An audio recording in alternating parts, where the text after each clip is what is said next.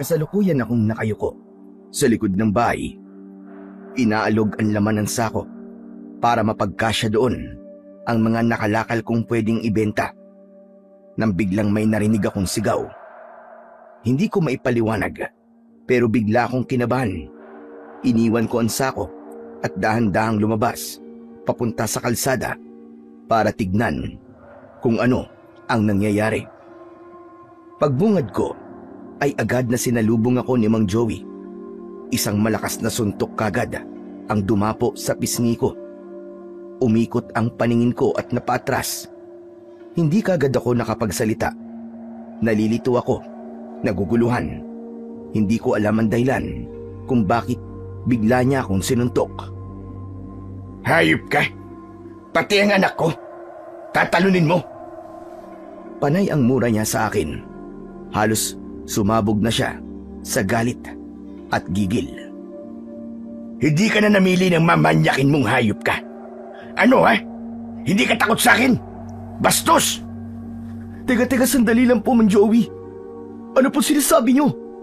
Ano pong bastos? At nagmamaang-maangan ka pa ha? Ang kapal ng mukha mong busuan ng dalaga kong anak! Pagkarinig ko nun, ay para akong binuhusan ng malamig na tubig. Hindi ako makapaniwala sa bintang na yun sa akin ni Mang Joey. Teka, Mang Joey! Hindi po totoo yan! Hindi ko po binusuan si Medusa! Hindi ko po gagawin yun! Sa gilid ko ay biglang nagpakita si Medusa. Mapula at namamaga ang mga mata niya. Marahil ay dahil sa peking pag-iyak. Sinungaling ka! Nakita kita binusuhan mo ko habang naliligo ako kanina!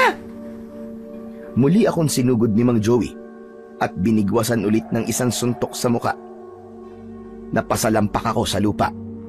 Nadaplisan ang labi ko. Nalasahan ng dugo.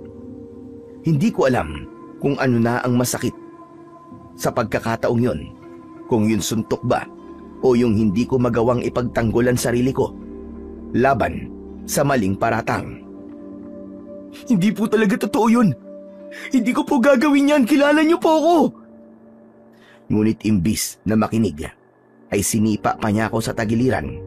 Sinubukan kong bumangon pero bigla akong inupuan sa sikmura ni Mang Joey at sunod-sunod na pinatamaan ng suntok sa muka. Humingi ako ng tulong pero wala man lang umawat. Walang nakialam. Parang awa niyo na po! Tama na po! Tama na!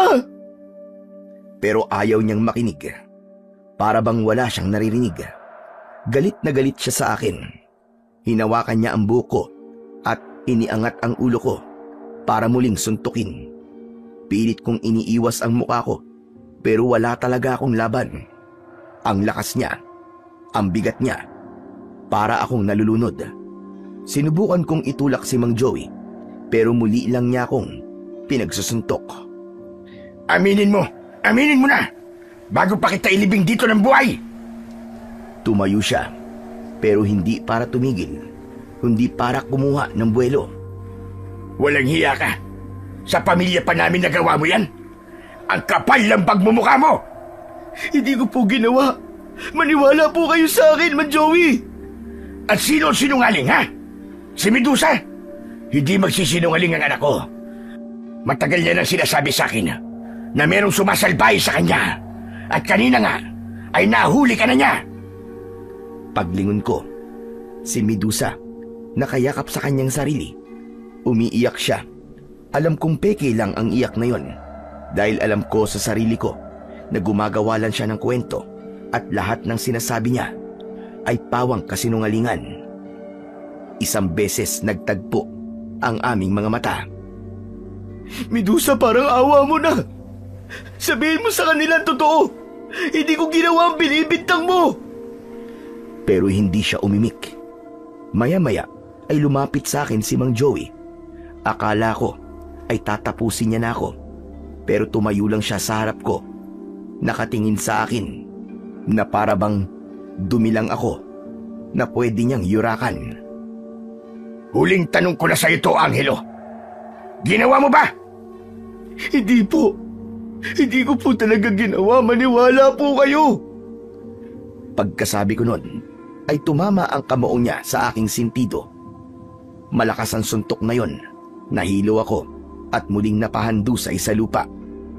Sinubukan kong bumangon kahit nanginginig pa ang mga kamay at paa ko. Pero hindi pa man ako tuluyang nakakatayo, ay nakita ko si Mang Joey. May hawak na siyang kahoy na hindi ko alam kung saan niya kinuha. Nakataas na yon at handa nang ihampas sa akin. Para matuto kang manyak ka! Hayop ka! Wag! Maawa po kayo! Ihahampas na sana niya ang hawak niyang pamalo sa akin, pero bigla siyang natigilan nang may yumakap sa kanya. Tay! Tama na po! Baka po mapatay niyo si Kuya Angelo! Tama na po, Tay! Narinig ko ang panginginig sa boses ni Dandan. Takot siya, hindi sa akin, kundi sa mismong tatay niya. Siya lang ang tanging nagmamalasakit sa akin. Ang nag-iisang may lakas ng loob para pigilan ang masamang balak ni Mang Joey. Pero hindi agad bumigay ang lalaki. Mas lalo pa nga na nag-igting ang mga panga niya. Mas lalo siyang nainis at mas nagalit. Bitiwan mo nga ako, Dandan! Dapat turuan ng leksyon ang lalaking ito! Hindi, Tay! Huwag niyo na po ituloy yan! Kapag napatay niyo po siya, paano na po kami ni ate? Makukulong ka po! Bitiwan mo ko, sabi! Ano ba? Ginagawa ko to para sa ate mo! Para hindi na yan pamarisa ng iba pa! Huwag, Tay! Tama na po! Sige na, Tay! Maawa na po kayo sa kanya! Tumingin siya sa akin at saka nakiusap. Kuya Angelo, sabihin mo na lang po, aminin mo na lang, para tumigil na po si tatay. Sige na! Ano? Pakiusap, Kuya Angelo, sabihin mo na may nagawa ka, humingi ka ng tawad para huminto na si tatay.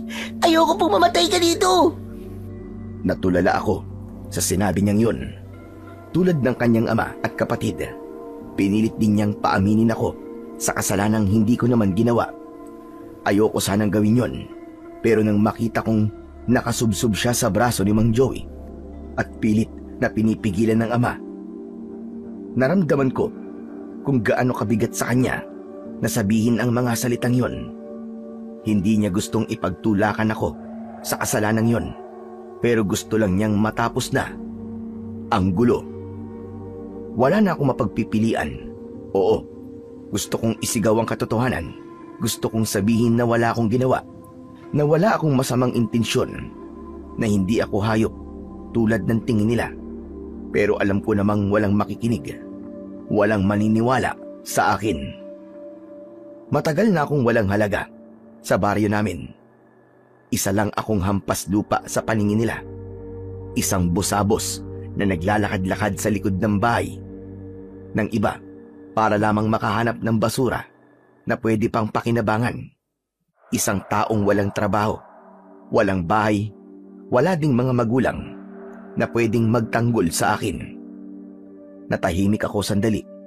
Nag-isip ako ng mabuti at nagdesisyon. Oo na! Pasensya na po. Patawad, Medusa. Patawarin mo ako kung nagawa ko man yun sa'yo. Ayan! Sabi ko na nga, be. Walang hiya ka. Nilapastangan mo ang anak ko. Hayop ka! Ang sama-sama mo! Bastos! Manyak! Manyak ka! Biglang nagsilapitan ang mga tao sa paligid. Yung mga taong walang pakialam kanina, biglang nagkaroon bigla ng pakialam. Pero hindi para sa akin, kundi para kay Medusa. Sa isang iglap, kinuyog nila ako. May humila sa damit ko. May sumipa sa tagiliran ko. May pumalo sa mga paa ko gamit ang anumang bagay na mahawakan nila. Hindi ko na makilala kung sino sa kanila ang nakasakit sa akin. Nabibingi ako sa malalakas nilang mga sigaw.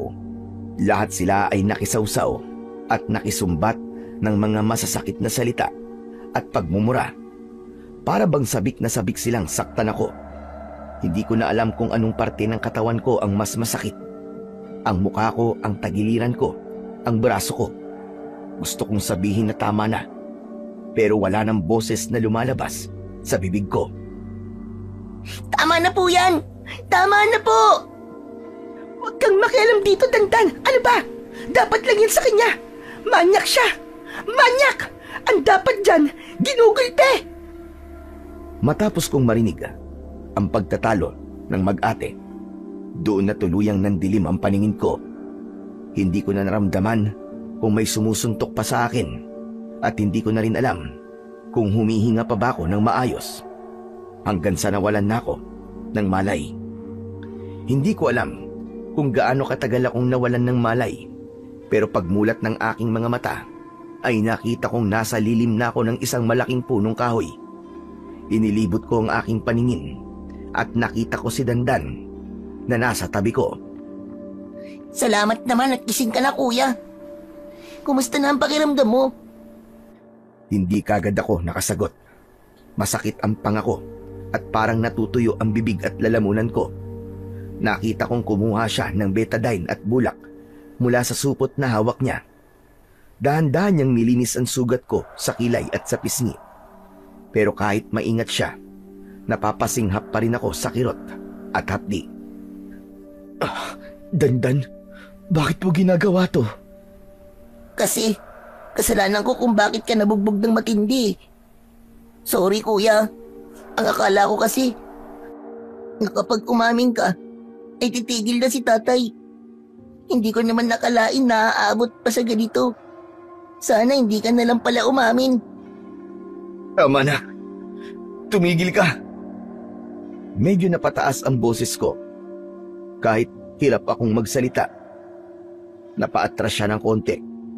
Para bang natatakot na baka saktan ko. Bakit ka pa nandito, ha? Hindi ko kailangan yan. Hindi ko kailangan ng tulong mo.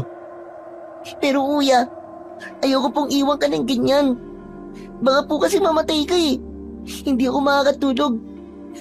Kapag may isip kita, ayokong... Tama na sabi. Umalis ka na. Umalis ka na dito. Alam kong galit ka sa akin. At dapat lang naman na magalit ka. Pero hindi talaga kita pwedeng iwan ng ganito. Ayoko po may mangyaring masama sa inyo. Umalis ka na, Dandan. Masama akong tao, di ba? Hindi ka ba natatakot sa akin? Paano? Kung sa'yo ako magiganti, ha? Hindi mo po gagawin yun, kuya. Magkaibigan tayo, matagal na. Kilala po kita. Hindi ka masamang tao. Magkaibigan? Hindi tayo magkaibigan, Dandan. Kaibigan pa rin kita, kuya. Kahit galit ka sa akin ngayon. Hindi mo ba ako naiintindihan? Wala akong kaibigan na kahit sino. Lalo na pagkatapos ng nangyaring ito. Meron, kuya. At ako yun. Tigilan mo na ang pagiging mabait. Hindi bagay sa'yo, Dandan. Hindi bagay sa inyong lahat. Umalis ka na. Umalis ka na, Dandan. Bago pa kita magawa ng masama. Tatapusin ko na lang po yung panggagamot ko sa inyo. Ang lala po ng mga sugat nyo eh. Baka mamaya may infeksyon yan kapag pinabayaan natin. Pabayaan mo na ako. Wala kang pakialam kahit may infeksyon ng mga sugat ko. Ikaw na may sabi. Wala akong paki. Kaya wala rin akong naririnig. Ipinagpatuloy niya ang panggagamot sa mga sugat ko. Tahimik niyang dinampi-dampi ang mga bulak sa balat ko. Sinubukan kong igalaw ang braso ko para pilitin siyang itulak sana. Pero hindi ko maiangat ng maayos. Nangihina na talaga ako. Bakit ba ang tigas ng ulo mo? Hindi mo ako responsibilidad.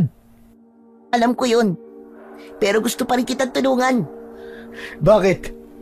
Kasi mabait ka sa akin nun eh. Ikaw yung nagtatanggol sa akin kapag binubuli ako ng mga bata. Hindi ko makakalimutan yun, Kuya Angelo. Kung ganun, bakit mo ako ipinahamak? Dahil tanga ako at natakot ako. Akala ko talaga titigil na sila kapag umamin ka. Pero mali. Mali pala ang ginawa kong yun. Oo, nagkamali ka. At ako nagdusa. Alam ko, kuya. Kaya nga bumabawi ako sa iyo eh. Kaya hindi ako aalis dito hanggat hindi ka okay. Kahit itaboy kita, Kahit sigawan mo pa ako, kahit anong sabihin mo, hindi kita iiwan dito. Hindi ka ba talaga natatakot sa akin? Hindi, Kuya Angelo. Bakit naman ako matatakot sa'yo? Muli niyang ipinagpatuloy ang pagdampi ng bulak sa aking mga sugat. Napatitig ako sa kanya. Sa inosente niyang muka. Alam ko, totoo ang sinabi niya. Wala siyang alam. Hindi niya alam kung paano tumakbo ang isip ng mga matatanda. At hindi niya alam kung gaano sila kasama. Konti na lang to, Kuya. Tiisin mo na, ha? Ramdam ko ang sinseridad sa tinig niya at sa kanyang mga mata. Nakita ko na nagmamalasakit talaga siya sa akin. Yung mukha niya puno ng awa at pagkabahala. Hindi peke. Ayan, tapos na itong nasa mukha mo, Kuya. Yung sa mga braso mo naman. Huwag na, Dandan. Huwag ka na makulit. Kailangan magabot lahat ng yan. Bigla akong napaigik nang madiinin niya ng bulak ang sugat ko. Napahinto siya saglit. Sorry. Nasaktan ka po ba? O sige, dahan-dahan na lang ang gagawin ko. Gusto ko siyang sigawan ulit. Gusto ko siyang paalisin. Pero hindi ko na ginawa. May isang bahagi sa akin na nagsasabing hayaan ko na lang ang bata. Ipinikit ko na lamang ang aking mga mata para makapagpahinga. Pero maya-maya pa ay may naririnig akong sumigaw. Dandan! Ano pa bang ginagawa mo dyan? Umuwi ka na nga! Sandali na lang po, Tay. Tatapusin ko lang po itong ginagawa ko. Ba't matigas ang ulo mo ah? Bago pa man makasagot si Dandan, inabot ni Mang Joey ang isang patpat na nakasandal sa puno. Agad niyang pinalo ang bata. Mang Joey, wag! Ngunit hindi niya ako pinakinggan. Ilang beses niyang sinaktan ng bata gamit ang patpat. Tumama ang mga palo sa braso, sa binti, at sa likod ni Dandan. Aray ko! Tama na po, Tay! Tama na po! Kanina pa kitang tinatawag na bata ka. Ilang beses ko na rin sinabi sa'yo na huwag kang lalapit sa taong yan. Tama na po, Tay! Tama na po! Ako ang tatay mo at ako ang masusunod. Hindi yung manyakis na yan. Hindi po siya ganon, Tay! Hindi po siya ganon! Muli, isang palo ang tumama sa binti ng bata. Ngunit maski nasasaktan ay hindi siya tumakbo. Tinatanggap lang ang sakit. Tama na po, Mang Joey. Tama na po yan. Huwag niyo po siya saktan. Huwag kang makialam dito ha. Walang hiya ka. Hindi ka lang manyakis. Sulsul ka pa. Malamang sa malamang ay kung ano-ano na sinabi mo sa anak ko. Kaya nagkakaganito. Kaya naging matigas ang ulo. Sabihin mo sa akin, kinulam mo ba siya para bumait sa'yo? Ano po sabi niyo? Hindi naman ako mangkukulam eh. Eh ano ka? Bakit pumapanig sa'yo ang anak ko? May ginawa ka ba sa kanya? Wala po. Wala po akong ginagawang masama. Hindi ko rin po siya sinusulsulan. At mas lalong, hindi ko po siya kinukulam. Tumahimik ka na! Kanina ka pa nagsisinungaling ah. Alam mo tong anak ko, hindi ito malapit sa kahit na sinong tao. Maliban na lang sa amin. Wala siyang halos kaibigan. At hindi nakikipag-usap sa kung sino-sino. Tapos ganito siya sa'yo. Tay, tama na po. Wala pong kasalanan si Kuya Angelo. At ikaw naman bata ka. Napakatigas ng ulo mo. Umuwi ka na. Bago pa kita masaktan. At magulpi ko ang lalaking ito. Tama na po, Tay. Pakiusap. Tama na po. Sa sandaling yon ay nasaktan ako. Hindi para sa sarili ko, kundi para kay Dandan. Masakit sa akin na makitang siya na ang sumasalo sa galit na hindi naman dapat siya ang magpasan. Mang Joey, kung sa akin po kayo galit, sa akin nyo na lang po ibuhusan lahat ng galit nyo. Huwag nyo na po saktan yung bata. Suminghal si Mang Joey. Humakbang papalapit sa akin habang hawak pa rin ng patpat. Napalunok ako at nangamba na baka saktan niya akong muli. Tay, tama na po. Umuwi na po tayo, Tay. Sa wakas, huminto siya. Dahan-dahan niyang ibinaba ang patpat na hawak niya. O siya, sige. Tara na. Umuwi na tayo. Tumalikod na silang mag-ama at naglakad pa uwi ng kanilang bahay. Samantalang ako naiwan sa ilalim ng puno. Ilang ulit pa siyang lumingon sa akin pero hindi na siya nagsalita dahil sa takot sa kanyang ama. Sinubukan kong bumahon ng dahan-dahan. Kahit hirap, makirot at masakit ang katawan ko, nagawa kong sumandal sa katawan ng puno. Ilang sandali pa, may dumaang mga tao, mga kapitbahay, mga tanod, pati matatanda na galing sa simbahan. Ni isa sa kanila, walang tumigil para tignan ako. Walang nagmamalasakit o nangumusta man lang. Yung iba, nag-iwas pa ng tingin. Pero ang pinakamalala, ayaw na nga nilang tumulong. Hinusgahan pa ako ng sobra. May tumawag sa akin ng manyakis. Doon ko napagtanto na wala talagang naniniwala sa akin at wala din talaga akong kakampi. Samantala, kinabukasan ng gabi, naramdaman kong medyo bumalik na ang lakas ko. Malaking tulong ang mga pagkaing ipinuslit ni Dandan mula sa bahay nila. Tahimik lang niyang iniwanan yon sa tabi ko. Tapos aalis agad bago pa siya mahuli ng tatay niya. Tinanggap kong lahat yon at kinain dahil alam kong kailangan kong lumakas. Kailangan kong mabuhay. Sinubukan kong tumayo. Kahit nanginginig pa rin ang mga tuhod ko, ay nagawa ko. Nagawa ko ring makakbang ng dahan-dahan. Tapos ay biglang umambon. Kailangan kong makahanap ng masisilungan bago pa lumakas ang ulan. Gabi noon, tahimik ang buong baryo. Nagsumikap akong maglakad papunta sa pinakamalapit na bahay, ang bahay ni Dandan. Tumungo ako sa likod.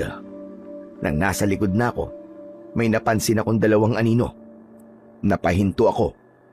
May liwanag mula sa bintanang nakabukas at doon ko nakita na may kahalikang lalaki si Medusa sa likod ng bahay nila. Agad akong nagtago sa likod ng mga halamang malalaki ang dahon. Ayokong makita nila ako dahil baka mag-imbento na naman sila ng kwento na ako na naman ang masama. Maya-maya ay narinig kong nagsalita si Medusa. Mabuti na lang talaga at naisip kong yung lalaki na yun ang ituro ko na namboboso sa akin. Ikaw kasi, hindi ka nag-iingat. Mabuti na lang at hindi ka nakilala ni tatay nung dumaan ka dito sa bahay. Bigla akong nainis nang marinig ang mga salitang yon. Ako pala ang ginawa niyang panangga sa kahihiyang ginagawa nila. Walang konsensya ang babaeng yon. Hinayaan niya akong saktan na halos patay na sa kasalanang sila mismo ang may gawa. Mabilis na uminit ang ulo ko. Gusto kong lumabas, sumugod at isumbat sa kanila ang ginawa nila sa akin. Pero bago pa ako makalabas sa aking pinagtataguan, narinig ko ang boses ni Dandan. Ate, totoo ba lahat ng narinig ko? Dandan, teka, bakit ka nandito? Bakit ka nakikinig sa usapan ng matatanda, ha? Yung tanong ko ang sagutin mo, ate. Narinig mo na eh. Alangan naman bawiin ko pa. O ano ngayon? Ang sama mo, ate. Mali lahat ng ginawa mo. Bakit mo dinamay si Kuya Angelo? Mabait na tao yun.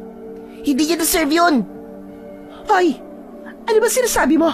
Pwede bang manahimik ka? Wala kang alam. Huwag mo akong turuan kung ano ang tama at mali. Pero ate, sinaktan nila yung tao dahil sinungaling ka. Ano nga ngayon? Anong pakialam ko? Isusumbong kita, ate. Isusumbong kita. Di magsumbong ka. Bakit sa tingin mo ba? Maniniwala sa'yo si tatay? Akala mo ba ay papanigan nila yung pulubi na yon? Hindi kakampi sa inyo si tatay. Maniwala ka sa akin. Pero susubukan ko pa din. Kailangan malaman ng lahat ng totoo. Tumigil ka na nga. Bakit mo ba pinagtatanggol yung walang kwentang taong yon? Isa na siyang patapon. Dapat nga, lumayas na siya dito sa baryo para mabawasan na mga dugyot dito. Sobra ka naman, ate. Kung tutusin, mas madumi ka pa sa kanya. Kadalaga bang tao, nandito ka sa dilim kasama lalaki niyan. Wala kang hiya. Talagang isusumbong kita. Abat, bastos kang bata ka. Hindi na ako umalis sa pinagtataguan ko. Nakayuko lang ako sa likod ng halaman. Pinapanood ang pagtatalo ng magkapatid. Galit na galit si Medusa. Halos mapasigaw na. Si Dandan naman ay nanatiling matatag at parang hindi natatakot. Hindi siya umatras at pinanindigan kung ano ang alam niyang tama. Habang nagtuturuan sila, biglang tumakbo na lang yung lalaki na nasa tabi ni Medusa. Para bang takot na mabuking. Pagkaraan ng ilang segundo, bumuhos bigla ang malakas na ulan. Nagunahan si Medusa at Dandan pabalik sa loob ng bahay. Agad silang nagsara ng pinto at mga bintana. Upang hindi mabasa ng ulan, lumapit ako sa may gutter ng bahay nila. Doon ako sumiksik. Kahit paano ay hindi ako gaanong nabasa doon. Makitid lang ang espasyo, pero mas pipiliin ko yun kaysa ang mabasa ng ulan. Patitilain ko lang ang ulan. Mamaya aalis na rin ako dito sa baryo. Bahala na kung saan ako mapadpad. Tahimik akong naupo. Niyakap ko ang aking sarili para hindi masyadong lamigin. Habang naghihintay ako sa pagtila ng ulan, may nakita akong liwanag sa hindi kalayuan. Maliliit na para bang mga bolang apoy. Hala, anong mga yun? Hindi ko masabi kung ano ang mga bagay na yon. Ilang segundo lang silang nagpakita sa akin, tapos bigla ring naglaho na parang wala lang. Napabuntong hininga ko. Inisip ko na lang na baka mga hayop lang din na nakikisilong dahil sa malakas na ulan.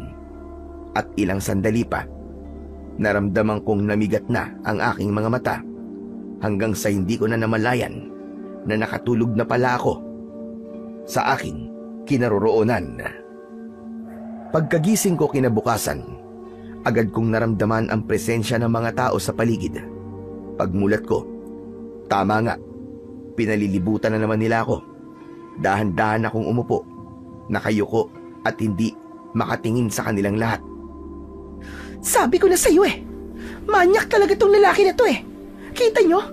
Tumambay na naman dito ng buong magdamag. Para ano ha? Minamanmanan mo ba ako? Hindi ko na nagawang sumagot dahil may ibang mga tao na agad na sumang-ayon sa kanya. Agad silang nagbulungan habang nakatingin sa akin. Yung tingin nila, para bang isa kong peste, isang mabaho at maruming peste na noon lang nila nadiskubre. Mabuti pa ay isumbong na natin sa pulis, tatay. Baka sa susunod ay may gawin na namang masama sa akin yan. Delikado na ang buhay ko sa kanya, tay. Natatakot na po ako. Tama ka, anak. Hindi na pwedeng palagpasin ito. Isusumbong na natin sa pulis ang hayop na manyakis na yan. Sandali lang po. Wala naman po akong ginagawang masama. Nakisilong lang po kagabi dahil malakas po ang ulan. Wala na po akong ibang mapupuntahan At ito po ang pinakamalapit na pwede kong silungan. Palusot ka pa Kung talagang wala kang masamang intensyon, bakit dito ka pa sumilong? Dito pa mismo sa likod ng bahay natin.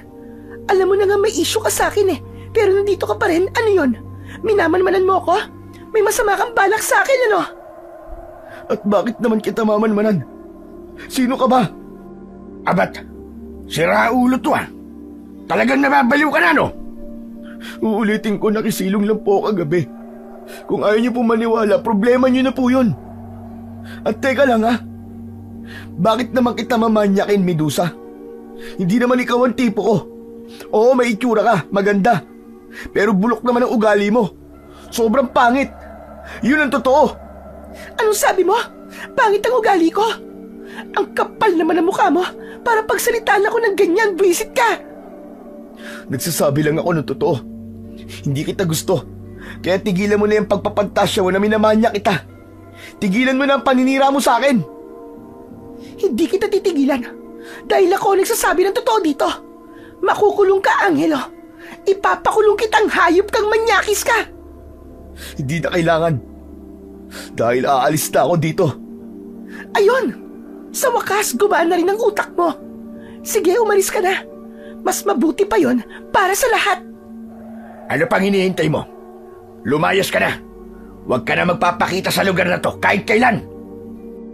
Pagkasabi nun, biglang nagkandaingay ang mga tao. Sabay-sabay silang sumigaw. Pinalayas nila ako.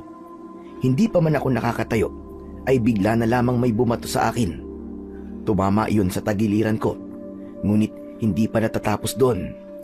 May bumato din ng putik sa aking muka. Tumayo ako ng dahan-dahan. Wala akong pakialam kung ano man ang sabihin nila o gawin nila sa akin. Hinayaan ko lang sila. Naglakad ako paunti-unti hanggang sa tuluyang nakalayo. Pagkatapos ng ilang sandali. Huwag ka nang babalik dito! Dahil kapag bumalik ka, tapos ka na! Tandaan mo yan! Bigla akong napalingon sa kanya at tinignan ko siya ng masama. Hindi ko na rin kasi makontrol ang inis at pagkapikon ko sa kanya. Ikaw rin! Dapat may tandaan, Medusa! Kapag bumalik ako dito, siguradong tapos kayong lahat! May paglalagyan kayo! Pinagbabantaan mo ba ako? Ang kapal talaga ng mukha mong busabos ka! Lumayas ka na nga! Tama! Lumayas ka na dito! Layas!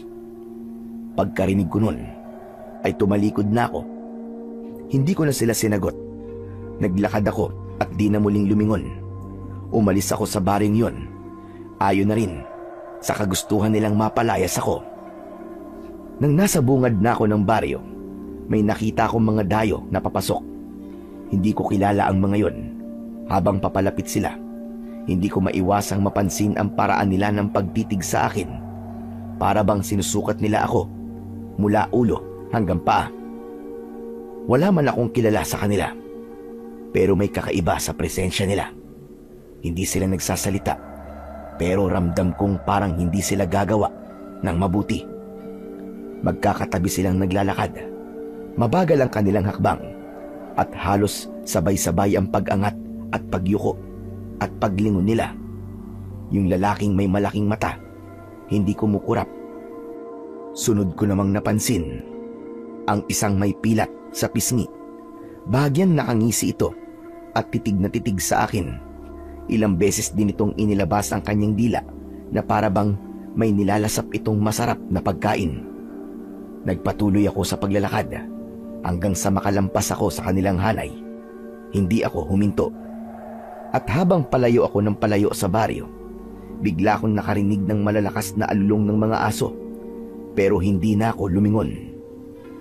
Nang tuluyan na akong makalayo, nakaramdam ako ng gutom. Pero wala akong pera, wala din akong baon na pagkain. Maya-maya pa, ay nakita ko ang gubat. Parang may nag-aanyaya sa akin na doon pumasok. At naisip ko din na baka merong mga masasarap na bungang kahoy na makita ko doon bilang pantawid ng gutom habang ako ay naglalakbay. Subalit makalipas lang ang ilang minuto, ay wala pa din akong nakikitang pagkain. Hanggang sa may napansin akong isang matandang lalaki na nakahandusay sa lupa. Nakadapa ito at nakahalik sa lupa ang kanyang muka. Naku! Tatang! Tatang, gumising kayo! Hindi ito sumagot, ni hindi man lang ito kumilos. Mas lalo tuloy akong kinabahan. Inakala kong may masamang nangyari o kaya naman baka bangkay na ang matanda. Nilapitan ko siya at hinawakan ko ang balikat. Tatang! Tatang, ayos lang ba kayo? Pagkasabi ko nun, ay biglang gumalaw ang matanda. Nabigla ako, napabitaw at biglang napatras. Mabilis siyang tumayo at pagharap niya sa akin, nakita kong nagbabaga ang kanyang mga mata na para bang galit na galit. Sino ka? Bakit mo ako ginagambala? Hindi mo ba alam na nagdarasal ako? Wala kang respeto! Naku, pasensya na po kayo. Ang akala ko po kasi kung napapano na kayo eh. Ang akala ko po talaga patay na kayo. Tumahimik ka! Mukha ba akong mahina? Para sa'yo? Para pagkamalan mo kong isang pagkay? Hindi ko naman po talaga sinasadya na makagulo po sa inyo. Sino ka ba? At ano bang ginagawa mo dito sa gubat? Hindi ka dapat nandito, alam mo ba yon? Tinignan niya ako mula ulo hanggang paa. Halatang hindi siya natutuwa sa aking presensya. Ako rin ay napatingin sa kanyang kabuuan. Matanda na siya, pero maganda pa rin ang tindig. Mahaba ang buhok niya, kulay abo at medyo magulo. Matatalim kung tumingin ang kanyang mga mata. Pasensya na po ulit kayo, Tatang. Hindi ko naman po talaga sinasadya eh. Napunta lang naman po ako dito kasi naghahanap po ako ng prutas na pwedeng kainin habang naglalakbay. Mali ang pinasok mo. Wala kang prutas na makukuha dito. Isa pa, tulad ng sinabi ko kanina, hindi ka dapat nandito. Delikado ang lugar na to para sa'yo. Hindi to para sa mga taong gala na katulad mo. Bakit mo ko pinagtatawanan? Pasensya na po ulit. Hindi ko po kayo tinatawanan. Naalala ko lang po kasi yung baryo na pinanggalingan ko. Nagsabihin niyo pong delikado po ang gubat na to. At ano namang koneksyon nun sa sinabi ko? Kasi, Tatang, wala na pong mas delikado pa sa lugar po na pinanggalingan ko. Ano bang ibig mo sabihin? Dahil lahat po ng tao doon walang awa. Wala po silang puso. Sinaktan po nila ako, nilait. Mga demonyo po ang mga tao doon. Pinalayas po nila ako. Tumahimik ang matanda. Tinitigan niya ako na para bang iniisip niya kung nagsasabi ba ako ng totoo o nag-iimbento lang. Maya-maya pa ay napabuntong hininga siya. Teka, ano bang pangalan mo? Ako po si Angelo. Kayo po, Tatang. Severino. Tawagin mo na lamang akong Apong Severino. Apong Severino? Lumingalinga siya sa paligid ng gubat. Saka bumalik ang tingin niya sa akin. Ano ba talaga nangyari sa'yo? Dito ka ba talaga napunta? O napadpad ka lang? Napadpad lang po. Ay nako, tulad na sinabi ko kanina, hindi ka dapat pumunta dito. Hindi mo alam kung anong klaseng lugar ito. Yun na nga po eh. Kanina niyo pa po sinasabi yan. Bakit po ba? Ano po bang klaseng lugar to? Ano pong meron dito? Maraming masasamang elemento dito. Hindi sila nakikita ng mga mata ng tao. Pero nagmamasid sila at naghihintay ng kanilang mabibiktima. Kapag hindi ka marunong mag-ingat, pwede ka nilang saktan o kunin at dalhin sa mundo nila. Ho? Ano naman po mga elemento yun? Multo, engkanto, kapre, o tikbalang? Hindi ko na natapos ang sinasabi ko dahil para bang bigla ko natawa. Hindi ko siya siniseryoso dahil hindi naman ako naniniwala sa mga ganong klase ng nilalang. Bigla siyang lumapit sa akin. Seryoso ang kanyang muka at halatang hindi talaga nagbibiro. Itinaas niya ang kanyang mga palad at tinapik yon sa aking noo gamit ang 2 daliri. Agad akong nahilo. Pumikit ng kusa ang mga mata ko dahil parang umikot ng mabilis ang aking mundo. Diyos ko, ano to? Ano nangyayari sa akin, Apong? Maya-maya pa ay bumuti na ang pakiramdam ko. Dahan-dahan kong iminulat ang aking mga mata. Ngunit nang igala ko ang aking paningin, may nakita akong isang higanting nilalang na nasa tabi ng isang malaking puno. Maruming kayumanggi ang kulay ng kanyang balat. Para bang maikukumpara yon sa tuyong kahoy. Ang mga mata niya ay pulang-pula at malaki. Nakatitig ng diretso sa akin. May hawak din siyang umuusok na tabako. Samantala, sa gawing kanan ko naman ay may isang nilalang na gumagapang sa lupa. Mahaba ito, payat at maitim. Parang tao, pero sobrang baluktot ang kanyang katawan. Wala siyang muka. Meron din akong nakita na babae sa may gilid ko. Nakalutang sa ere. Mahaba ang kanyang buhok at nakaawang ang bibig. May lumalabas na itim na usok mula doon. Wala din itong mata. Dahan-dahan itong lumalapit sa akin. Wag! Wag ka lalapit! Tumakbo ako. Basta takbo lang. Ginawa ko ang lahat at ginamit ko ang buo kong lakas para agad na makalayo sa mga nakakatakot na nilalang na yon. Pero nang mapagod ako at kung kailan abot-abot na ang hingal ko, saka ko naman napansin na nasa parehong pwesto pa rin ako. Hindi pa rin ako nakakaalis. Diyos ko po, hindi! Hindi pwedeng mangyari to! Hindi pwede! Bigla kong napalingon sa matanda. Wala siyang ginagawa. Nakatingin lamang sa akin. Apong! Apong Severino! Ayoko na po! Tulungan niyo ako! Parang aawaan niyo na po! Lumapit siya sa akin. Matapos niyang marinig ang pagmamakaawa ko, hinawakan niya ako sa balikat at pumesto siya sa harap ko. O ano? Naniniwala ka na ba na hindi ka talaga ligtas dito, ha, iho? Oo na po. Naniniwala na po ako. Tama na. Tama na po. Ayoko na. Kanina pa kasi kita pinagsasabihan eh. Pero pinagtatawanan mo lang ako. Alam mo ba, na lahat ng nakita mo kanina, gutom ang mga yon. At ikaw, ang gusto nilang kainin. Apong pakiusap, paalisin niyo na po sila. Ayoko po silang makita. Ayoko na po rito, aalis na po ako. Hindi ko sila pwedeng paalisin dito.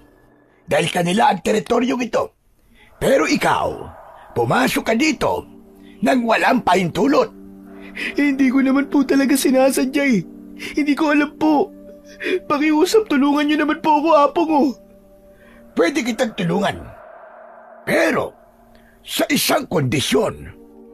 Ano naman pong kondisyon niyo na pong Severino? Sige po sabihin niyo. Kahit ano pa yan, gagawin ko po. Sigurado ka ba? Kapag tinanggap mo to, aba, wala lang atrasan. Opo, sige. Ano po bang kondisyon? Sasama ka sa akin at magiging alagad kita. Ho? Alagad? Ano pong alagad? Saka ko na ipapaliwanag. Magdesisyon ka na bago ka pa nila magawa ng masama. Ayan na, tignan mo yung isa. Naglalaway na. Oo na po, oo na. Pumapayag na po ako. Ngumisi ang matanda at pagkatapos nun ay may pinulot siyang isang mahabang baston. Ipinalo niya ito sa lupa. Sumabog ang isang kakaibang liwanag galing doon. Napapikit ako dahil sa labis na pagkasilaw. At sa muling pagmulat ng aking mga mata, wala na ang mga nakakatakot na nilalang. O siya, halina. Sumama ka sa akin. Kailangan nating makauwi sa bahay bago pa tayo abutan ng dilim sa delikadong gubat na ito. Mahaba ang nilakad naming dalawa ni Apong Severino. Tahimik lang siya habang naglalakad at ako naman sunod lang ng sunod. Makulimlim na ang langit nang magsimula kaming umakyat sa mabatong daan. Hindi ko alam kung saan niya ako dadalhin, pero mukhang malayo-layo pa kami.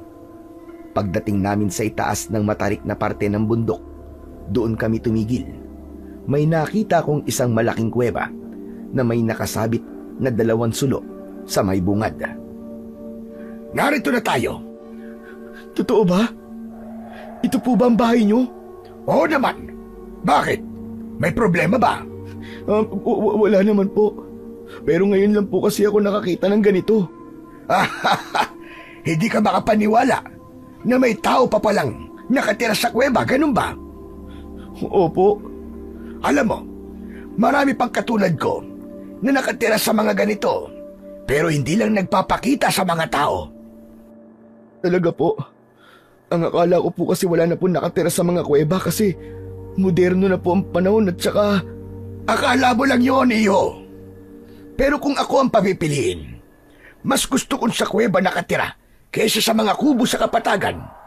Dito kasi, mas tahimik at walang nakikialam sa akin. Nauna siyang pumasok at sumunod ako. Madilim sa loob. Wala ako halos makita. Maya-maya pa ay sinindihan niya ang mga sulo na nakadikit sa dingding ng kuweba, doon ko palang nakita ang kabuuan ng lugar na yon. May isang malapad na papag. May ilang mga gamit siya sa loob. Mga palayok, kahoy na upuan, mesa at iba pa. Pero ang nakatawag ng pansin sa akin ay yung mga nakasandal na iba't ibang mga armas. May mga itak, punyal, sibat, pana at iba pa. Meron ding ilang mga kwintas na maayos na nakasabit. Nakahilera ang mga ito sa iisang hanay. Ang mga kwintas ay may iba't ibang mga palamuting bato. May mga bote din na may lamang kung ano-anong mga likido. Kumilos ang matanda. Kabisadong-kabisado niya ang loob ng kuweba. Iinitin ko lang ito mga pagkain natin. Diyan ka na lang muna. Tumango ako. Pagkatapos ay kinuha niya ang isang palayok na may nakaimbak na nilutong pagkain. Hindi ko alam kung anong klaseng pagkain yon, pero mabango, at mas lalong mabango nang initin niya yon sa apoy. Halika na, kumain na muna tayo bago matulog. Salamat po, Apong. Pero matanong ko lang po, ano po ba ang pagkain to? Yan ay isang uri ng bungang ugat. Madalas tumubo yan dito sa bundok. Isang simpleng pagkain lang, pero mabisang makapagpalakas ng katawan. Tumingin ako sa kaldero. May laman itong halos kahawig ng kamuting kahoy, pero mas mapino at mas malambot ang itsura. O sige na, kainin mo na. Pag naubos mo yan, mararamdaman mong gagaan kagad ang pakiramdam mo. Kumuha ako ng isa at sinubo yun. Mainit-init pa at medyo malapot, pero may tamang asim at alat. Hindi siya ganong masarap. Wala namang espesyal sa lasa, pero habang nilulunok ko, ramdam ko ang init na dahan-dahang bumababa mula sa bibig ko, dumudulas sa lalamunan at gumuguhit hanggang sa tiyan. Sige, kumain ka pa ng madami. Kakailanganin mo yan para may sapat kang lakas na gagamitin bukas. Dahil marami tayong gagawin. Po, ano pong gagawin natin? Bukas mo na malalaman. Basta kumain ka ng kumain, magpakabusog ka. Dahil kapag hindi ka kumain ng madami, manghihina ka at madali kang bibigay. Tumango na lang ako at ipinagpatuloy ang pagkain ng tahimik. Pagkatapos naming kumain, ay tumayo na ang matandang lalaki. Yung papag ko, kapag gusto mo na magpahinga, tumabi ka na lang. O sige, mauuna na akong mahiga. At kapag gusto mo na magpahinga at antok ka na, huwag mong kalimutang patayin ang mga sulok. Yung kasera na lang ang hayaan mong nakabukas. Opo. Sige po, Apong. Salamat po. O sige na. Bukas na lang tayo mag-usap, hane. Pagod na kasi ako eh. Kailangan ko lang matulog. Tumalikod na siya at tumiga sa papag. Makaraan ng ilang segundo, narinig ko na ang hilik niya.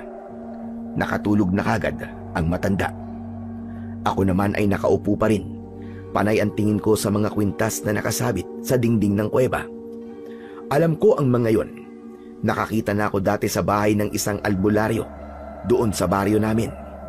Sigurado ko na anting-anting ang mga yon. Maya-maya pa ay biglang sumagi sa isip ko ang muka ni Medusa. Mas lalo tuloy akong hindi dinalaw ng antok. Kumirot ang dibdib ko dahil sa galit at inis. Hindi ko makalimutan ang tingin niya, yung paraan ng paggising niya habang pinapahiya ako sa harap ng maraming tao. Pero hindi lang siya ang naisip ko. Isa-isa kong naalala ang mukha ng lahat ng mga taong kumutya sa akin at nangusga. Lahat sila masamang tao ang tingin sa akin. Humanda sila. Kung masamang tao ako sa paningin nila, pues ako na ang pinakamasamang tao na makikilala nila sa buong buhay nila.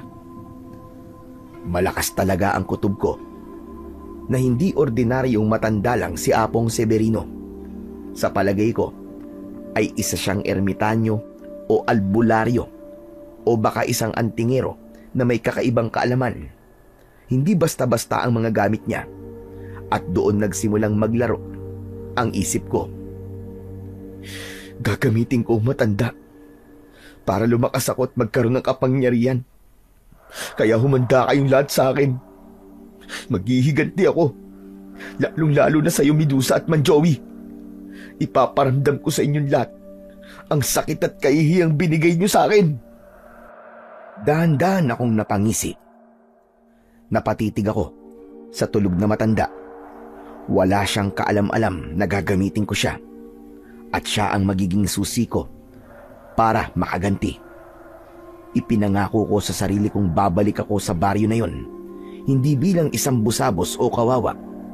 Kapag bumalik ako, sisiguraduhin kong titingalain nila ako at katatakutan. Ilang sandali pa akong natulala bago nagpasya na patayin ng mga sulo isa-isa. Pagkatapos ay nahiga na ako sa papag para matulog. Kinabukasan, pagising ko, ay wala na si Apong Severino sa tabi ko. Pero may naririnig akong parang nagkakaskas ng kahoy sa labas. Dahan-dahan akong tumayo at naglakad palabas. At doon ay nakita ko nga ang matanda na pinapatalim ang dulo ng sibat. Napatingin siya sa akin at ngumiti ng bahagya. Mabuti naman at gising ka na. Halika, tulungan mo ko sa paghahanda. Apong, para saan po mga sibat na yan? Mga ngaso tayo mamaya. Gagamitin natin ito para makapanghuli ng hayop. Mga ngaso po tayo? Pero hindi po ako marunong ng ganun, Apong. Sundan mo na lang ako. Gawin mo lang kung ano ang iuutos ko at makakahuli tayo panigurado.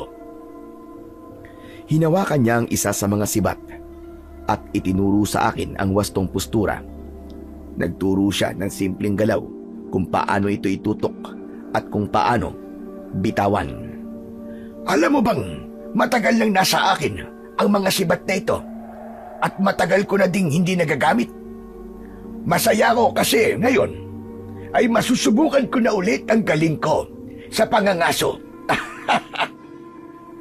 Ganun po ba? Oo naman. At nasasabik ako. Alam mo ba?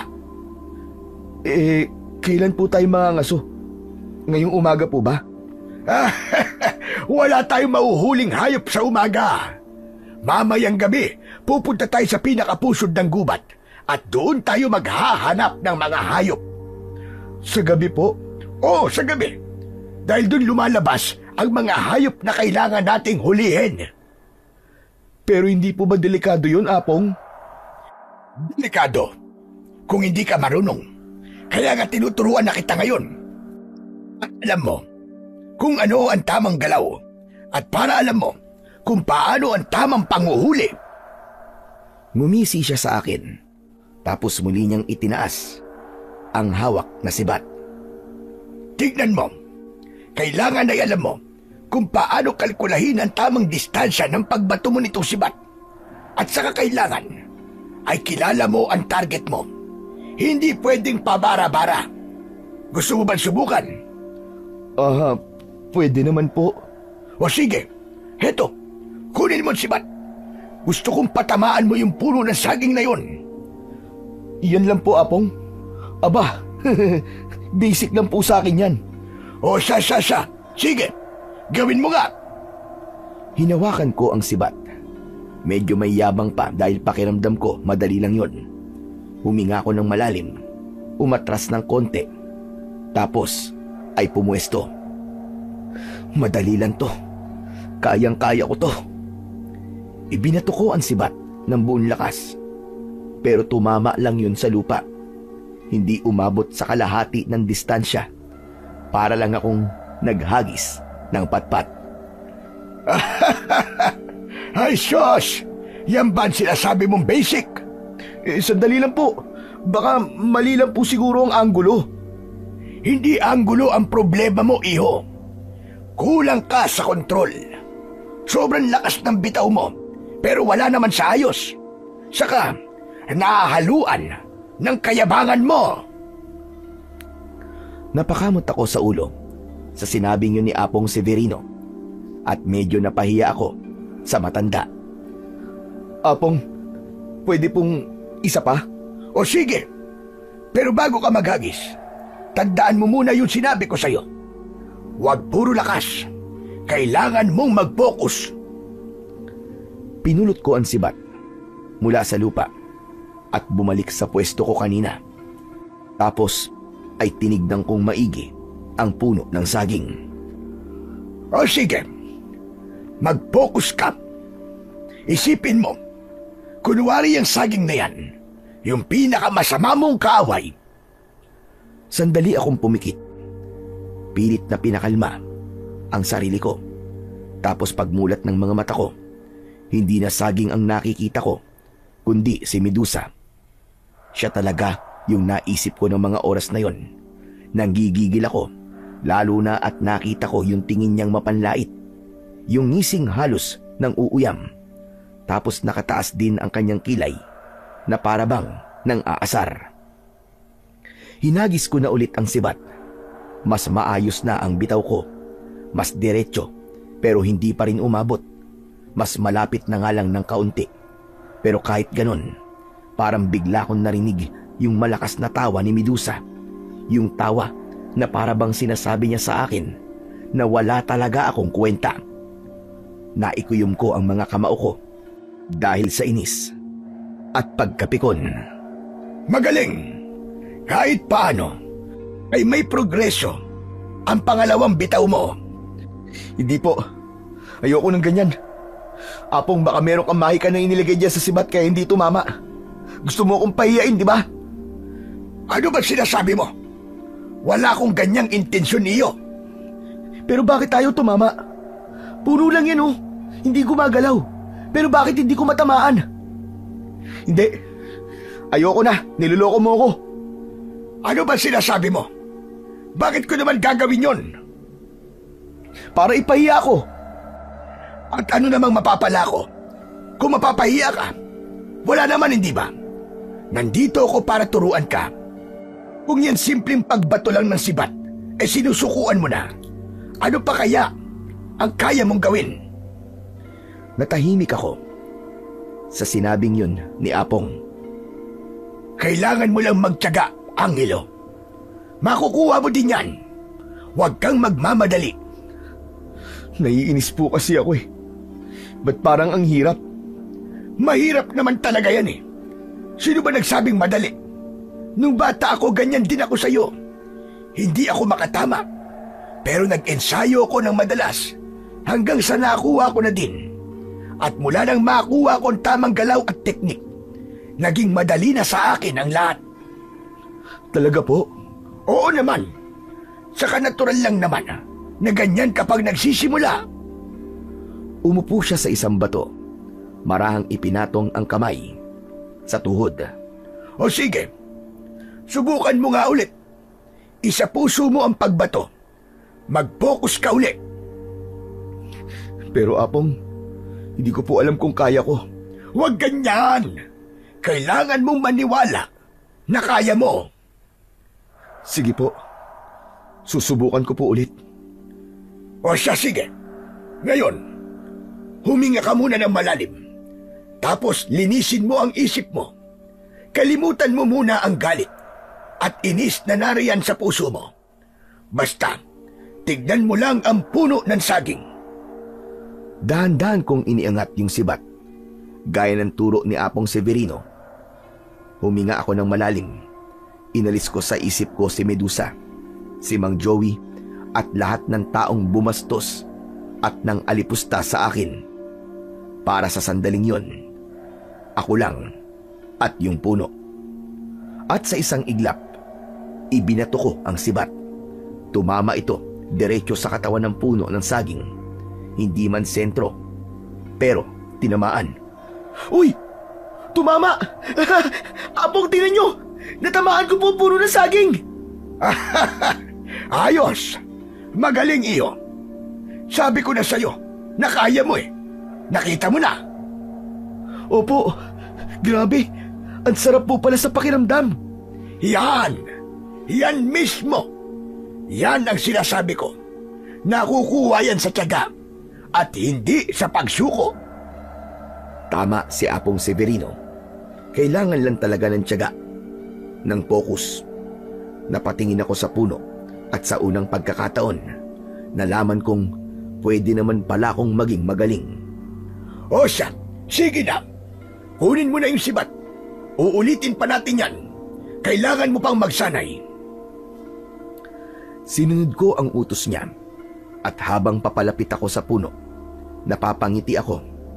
Sa isip ko, para bang may maliit na boses na nagsasabing kapag natutunan ko lahat ng mga yon, humanda silang lahat sa akin. Pagbalik ko sa pwesto, nakita kong tahimik lang si Apong, pero halata sa ngiti niya na natuwa siya sa naging progreso ko.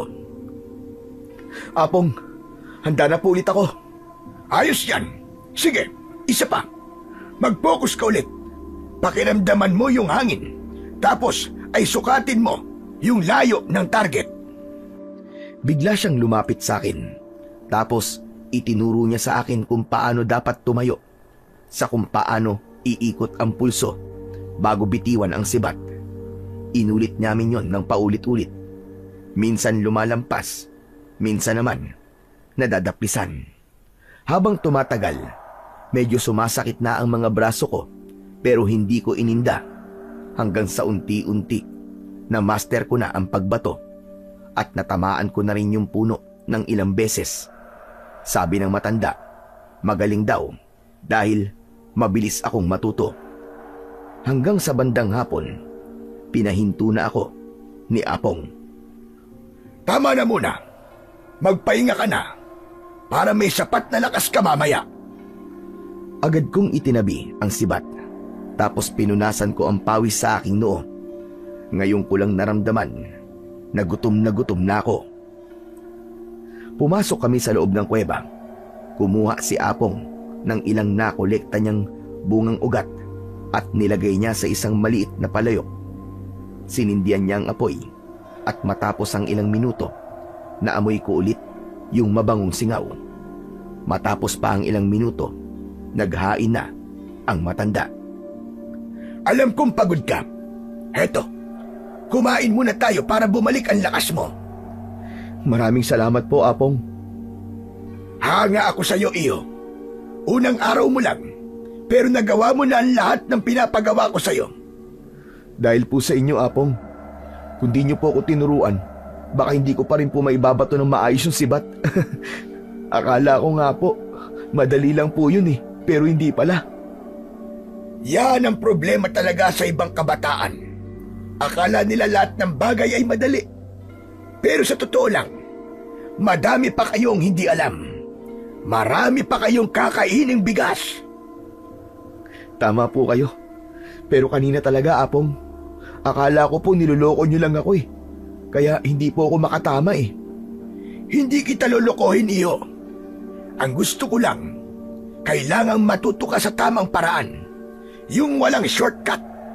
Kahit gaano pa tayo kadesperado. Napatingin ako sa kanya.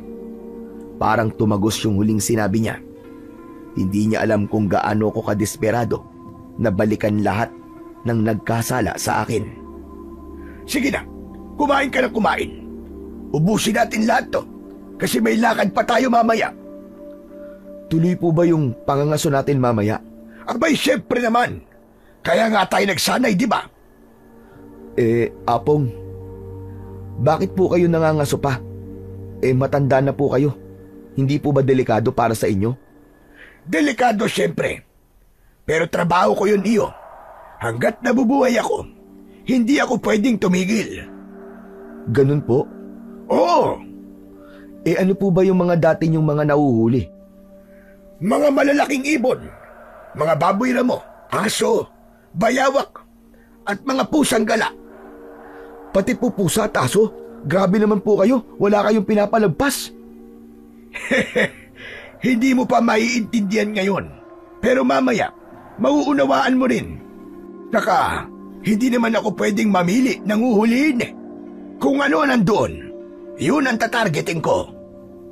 Basta ako, Apong, hindi po ako papatay ng pusa at aso Nakakaawa naman po At saka, hindi naman natin makakain ng mga karne nun eh. Teka, huwag niyo pong sabihin na kumakain po kayo ng ganun. Napailing siya. Para bang natatawa, pero seryoso pa rin ang muka. Hindi ako kumakain sa mga huli ko. Bawal talaga silang kainin dahil may kamandag o laso ng kanilang laman.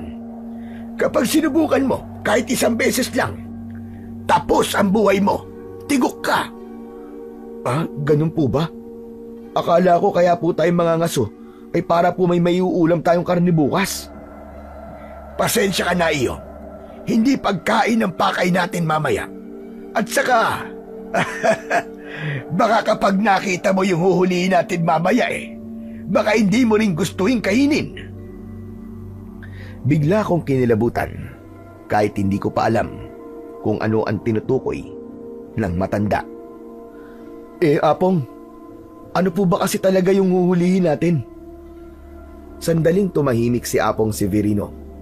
Iniangat niya ang sibat, parang sinusukat ang dulo nito kung gaano katulis. Basta, kumain ka lang ng kumain dyan. At pagkatapos ay magpahinga tayo. Tapos ay lalakad na tayo mamaya. Hindi na ako sumagot. Pinagpatuloy ko na ang pagkain.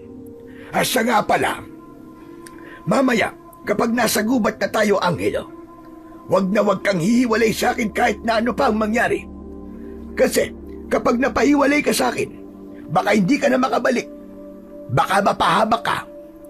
Ho? Ganun po ba kadelikado? Oo, mas delikado pa sa iniisip mo. Wala po kayong dapat na ipag-alala, Apong. Buo po ang loob kong sumama sa inyo. At hindi ako hihiwalay kahit na ano po ang mangyari. Mabuti kung ganon. Mabilis na lumipas ang mga oras. Agad na nag-aya si Apong Severino nang kumagat na ng tuluyan ang dilim. Naglakad kami ng tahimik sa loob ng gubat. May dala kaming mga sulo na siyang nagbibigay sa amin ng liwanag sa paligid. Pagkalipas ng ilang minuto, huminto si Apong Severino. Tila ba nakikiramdam sa paligid. Teka, sandali lang. May naririnig ako. Tahimik akong nakinig. Maya-maya ay may narinig din akong huni sa di kalayuan. Baboy po. Ano, Apong? Napangiti ako at pasimpleng nagpasalamat na di aso o kaya naman pusa ang posible naming mahuhuli ngayong gabi. Bigla kong naisip na masarap ang adobo kinabukasan. Magsasalita pa sana ulit ako, pero itinapat sa akin ni Apong Severino ang kamay niya. Patayin mo ang sulo! Bilisan mo! Agad akong sumunod. Halos wala na akong makita nang mamatay ng tuluyan ang dalawang sulo. Huwag kang maingay. At huwag na huwag kang hihiwalay sa akin. Sumunod ka lang sa likod ko, Angelo. Ilang sandali pa ay nakita kong nagtago siya sa likod ng isang malapad na puno. Agad din naman akong nagtago. Paglingon ko sa unahan, may 20 pulang liwanag na lumitaw. Tila naghihintay naman ng tiyempo ang kasama ko.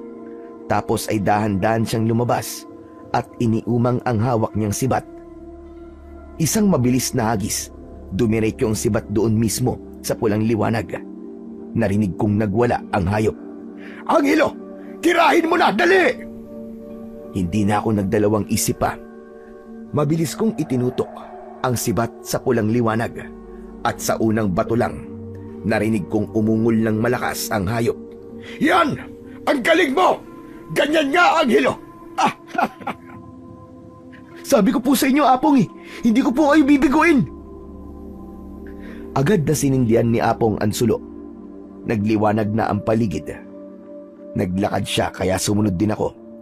Ngunit habang papalapit kami sa tinamaang hayop, unti-unti kong nakita ang tunay na anyo ng hinuli namin. Hindi ito baboy ramo, kundi isang nilalang na may baluktot na pangangatawan. Parang tao, pero mukha ding hayop na mabangis.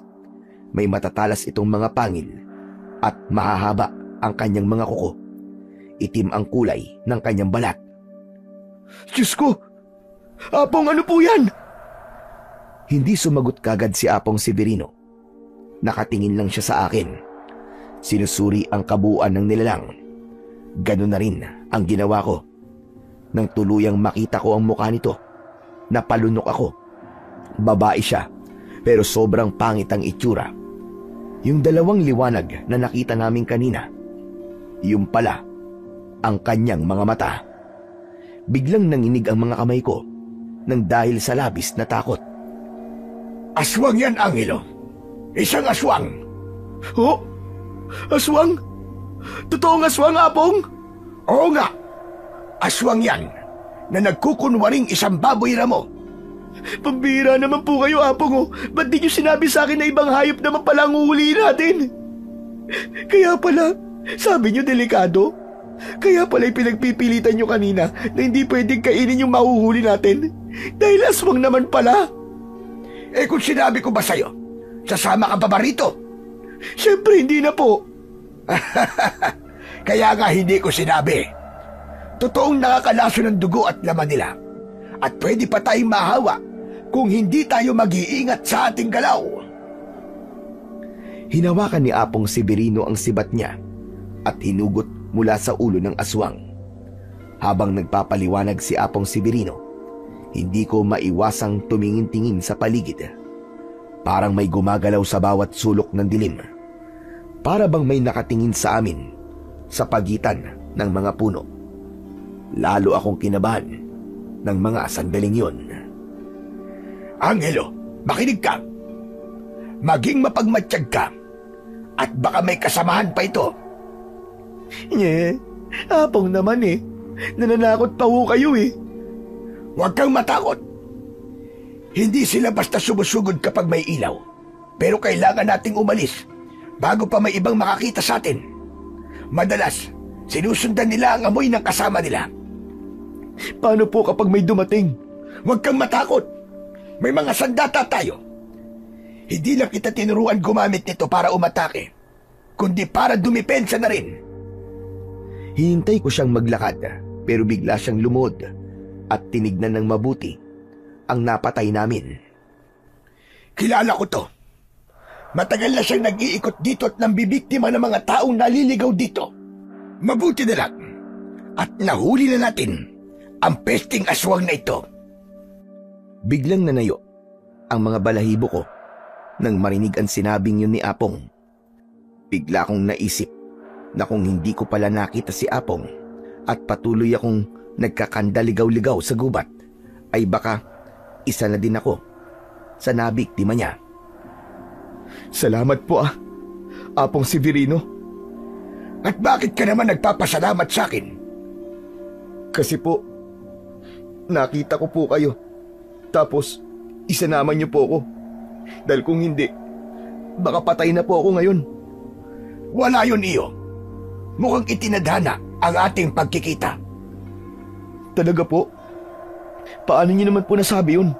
Basta, sasabihin ko na lang sa'yo sa tamang panahon. Ayan na naman po kayo eh. Magdamag ko na naman pong iisipin yan eh. Eh di wag mong isipin, problema ba yun? Mas mahalaga yung makaalis muna tayo dito. Tara na! Nagsimula na siyang maglakad pabalik sa kuweba. Agad naman akong sumunod sa kanya. Tahimik na ako at hindi na nagtanong dahil baka lalo lang akong kabahan. Paglabas namin sa kakauyan, unti-unti nang bumalik ang liwanag ng buwan. Ilang sandali pa, nakarating na kami sa kubo. Agad na humiga ang matanda sa papag. Apong, ano po ulit yung ibig niyo sabihin kanina? Yung tinadhana po yung pagkikita natin? Bakit niyo po nasabi yun? Ano pong ibig niyo sabihin? Ipaliwanag niyo naman po sa akin oh. Sinabi ko nga sa'yo, saka na. Wag na muna ngayon. Ano ba kasi yan? Bakit hindi niyo pa po sabihin ngayon eh? Baka kung ano na naman po yan ha? Kinakabahan ako eh. Huwag kang kabahan. Sige na, matulog ka na. Napabuntong hininga ko. Halatang nabitin. Ang hirap niyo naman pong kausapin minsan, Apong Severino. Pag oras na, malalaman mo din ang lahat. Sa ngayon, magpahinga ka na. Huwag ka nang mangulit. Matulog ka na. Wala na akong nagawa. Humiga na lang ako at pilit natulog. Kinabukasan, nagising ako at nakita ko ulit si Apong Severino sa labas ng kuweba. Abala na naman siya sa kanyang ginagawa. Nakaupo siya sa isang bato, bahagyang nakayuko at may hinahasang 2 itak na kulay pilak. Umupo ako sa tabi niya. Oh, gising ka na pala, iyo. Opo, Apong. Apong, bakit po pala kayo naghahasa ng itak? Saan niyo po gagamitin yan? Huminto siya sa paghahasa. Itinaas niya ang 2 itak. Tinitignan ang mga talim kung okay na ba. May naaamoy akong panganib. Panganib? Ano pong klaseng panganib, Apong Severino? Pinagpatuloy niya ang paghahasa, pero mas mabagal na, mas maingat, at mas maiindayog. May isang grupo ng mga aswang na gumagala ngayon at nagbabalak na maggasik ng lagim. Talaga po? Saan po sila mag-aasik ng lagim? Alam niyo po ba? Hindi ko pa alam sa ngayon. Naku, baka naman naaamoy na nila yung dugo nung napatay nating aswang. Hindi rin ako sigurado kung yun nga ang dahilan. Apong Severino, ano pong gagawin natin? May plano po ba kayo? Hindi niya ako kagad sinagot. Binalot niya ng puting tela ang mga itak at sinimulang dasalan. Pagkatapos ay tumingin siya sa akin. Angelo, kung sasabihin ko bang bumalik ka na muna sa baryo nyo, papayag ka na ba? Hala, pinapalayas niyo na po ba ako? Ayaw niyo na po ba sa akin, Apong Severino? Teka, may nagawa po ba akong pagkakamali? Sorry na po. Hindi kita pinapalayas at wala kang nagawang kasalanan. Bakit po? Baka kasi may dumating na gulo dito at hindi ka pwedeng madamay. Hindi ka pa handa at ayokong mapahamak ka. Kung ganun pinapaalis niyo po ako kasi alam niyo pong mahina pa ako. Hindi naman. Pinapaalis kita dahil hindi ko hahayaan na mapunta ka sa gitna ng isang laban na hindi mo pa kaya. Alam kong matapang ka, pero hindi mo pa talaga sila kaya. Hindi ako nakaimik sa sinabing yun ni Apong Severino, pero maya-maya lang ay may inilabas siyang kwintas mula sa kanyang bulsa. Alam ko na hindi ordinaryo ang kwintas na yon dahil nakita kong nakasabit ito sa dingding ng kanyang kuweba. Ang hugis ng pendant o palamuti nito ay isang pendant na hugis bilog at itim na bato, pero may kumikislap na parabang maliliit na bituin. Heto, may ireregalo ko sa iyo. Isang amuleto. Para saan po yan, Apong? Isa tong makapangyarihang agimat. Kaya nitong matalo at sino mang masasamang nilalang, kahit gaano pa kalakas. Bigla akong napatitig sa kwintas. Para bang hinihigop ako nito. Parang nag-uudyok na kunin ko. Dahan-dahan kong itinaas ang aking mga kamay at kinuha yun. At sa oras na dumampi ito sa balat ko, may naramdaman akong mahinang kuryente na gumapang mula sa aking kamay papunta sa buo kong katawan. Sige, isuot mo na iyo. Para sa iyo yan. Gantimpala ko sa iyo. Sinunod ko naman yun, pero hindi ko inaasahan na may malakas na boltahe ng kuryente ang dumaloy sa akin dibdib. Hindi masakit, pero nakakabigla. Para bang nagising ang dugo ko. Napapikit ako ng mariin. Apong Severino, ano po yun? Hayaan mo lang. Tinatanggap ka lang ng agimat. Dahan-dahan ay humupa rin ang aking pakiramdam. Pagmulat ko, nakatingin sa akin si Apong Severino.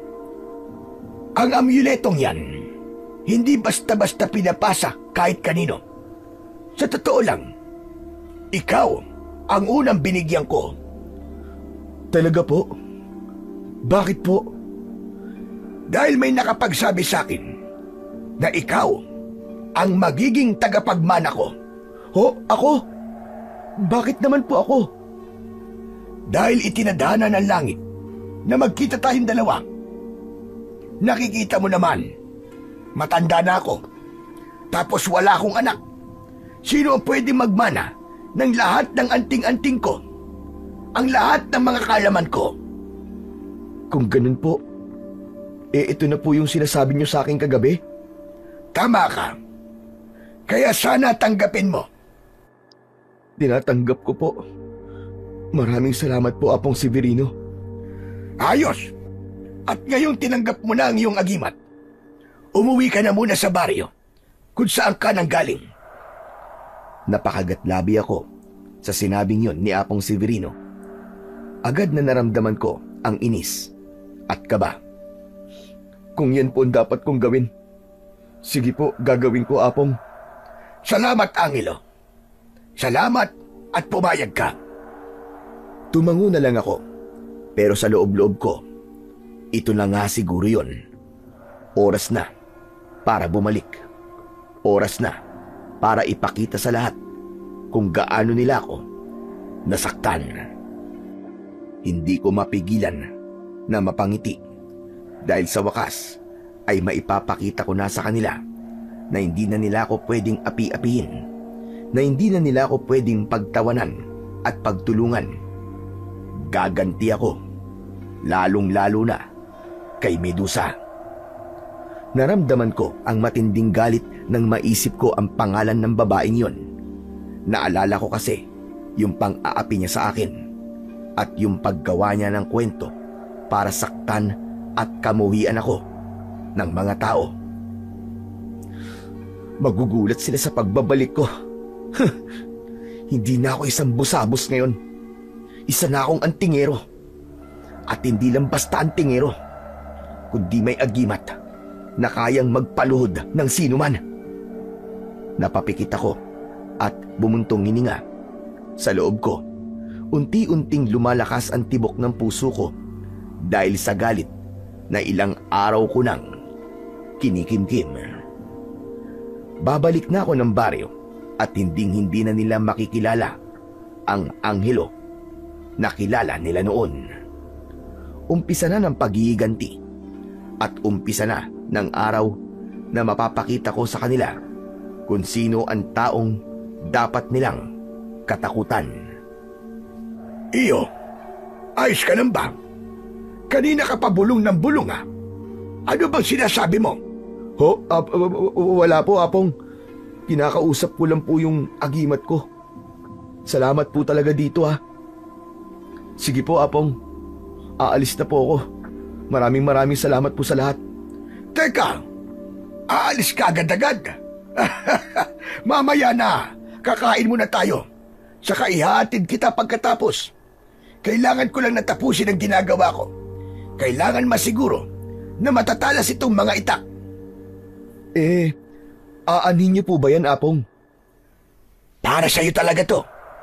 Ibibigay ko sa'yo ang 2 itak na to para magamit mong pandepensa ng sarili mo kung kinakailangan. Po? Talaga po, Apong?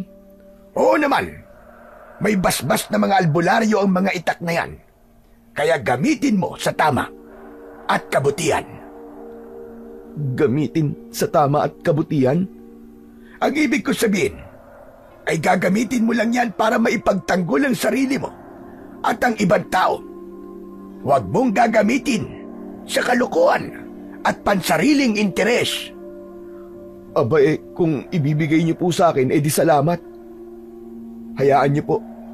Gagamitin ko po yan sa tama. Samantala, ilang sandali ang lumipas. Natapos din siyang maghasa ng itak. Muli siyang naghain ng bungang ugat. Medyo nagsasawa na din ako, pero kailangan kong kumain nun dahil kaya nitong magbigay ng lakas na siya kong kailangan. Matapos kaming kumain, agad siyang tumayo at muling naghabilin sa akin.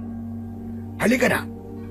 Ihatid na kita sa ibaba at baka maligaw ka pa at kung saan ka mapunta. Sige po, Apong.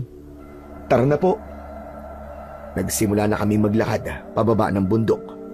At nang makababa na kami, tumigil si Apong Severino at tinapik ang aking balikat. O paano? Hanggang dito na lamang ako, iyo. Salamat po sa paghatid sa akin, Apong. Pero Apong, tanong lang. Magkikita pa po ba tayo?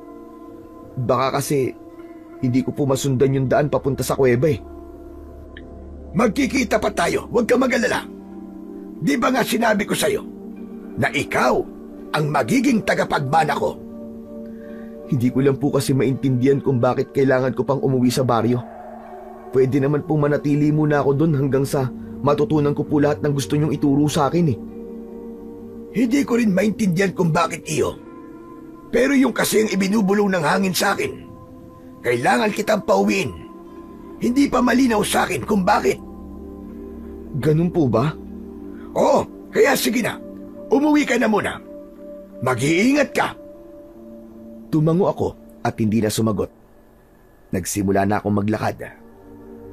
At nang malapit na ako sa baryo, hindi ko inaasahan ang makikita ko. Ang yabang ko pa namang pumasok, pero wala naman pala akong makikitang mga tao. Ni isang aso, walang tumatahol. Pakiramdam ko, parang hindi normal yun. Yung mga bahay sarado at nakakandado, maski mga bintana.